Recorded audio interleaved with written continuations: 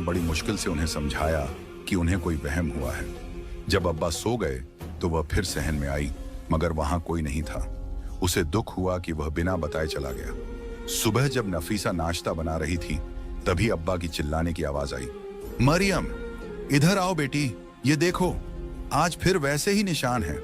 नफीसा बाहर आई तो देखा कि वहीं अजीबो गरीब निशान सहन में फैले हुए थे।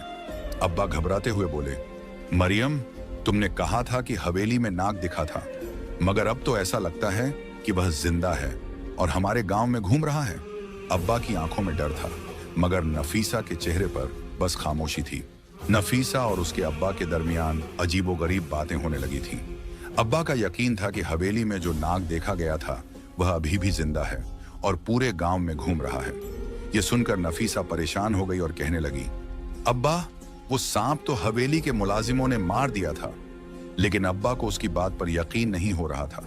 उसी दिन नफीसा ने अब्बा से कहा, मालकिन ने अभी तक मेरी सिलाई के पैसे नहीं भिजवाए हैं, मुझे नगीनाबाजी के पैसे वापस करने हैं तो मैं हवेली जा रही हूं।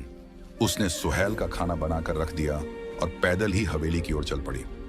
रास्ता कठिन और सुनसान था, लेकिन उसे महसूस हो रहा था कि कोई उसका पीछा कर रहा है। हवा में अजीब सी सरसराहट थी, जबकि चारों ओर हब्स फैली हुई थी। नफीसा ने पलटकर देखा तो हैरान रह गई। वह उसके सामने खड़ा था। उसकी आंखों में वही चमक थी जो हमेशा नफीसा को बेचैन कर देती थी। वह मुस्कुराते हुए बोला, जहां तुम जाओगी वहां मैं भी पहुंच जाऊंगा। नफीसा ने उसे सवालिया नजरों से देखा और बोली, तुम हवेली क्यों नहीं जा सकते? क्या वहां किसी से दुश्मनी है? उसने सिर हिला दिया और बोला, जल्द ही तुम्हें सब पता चल जाएगा, लेकिन जब तक सच्चाई सामने आएगी हो सकता है कि मैं इस गांव में ना रहूं। नफीसा ने घबराकर कहा, खुदा ना करे तुम हमेशा यहीं रहो। उसके दिल की धड़कनें तेज हो रही थीं, लेकिन वह जल्दी से हवेली की ओर बढ़ गई। जैसे ही हवेली पहुंची, मालकिन ने उसे देखकर कहा, मैं तुम्हारे पैसे देना भूल गई थी। आजकल हवेली में बहुत परेशानियां चल रही हैं।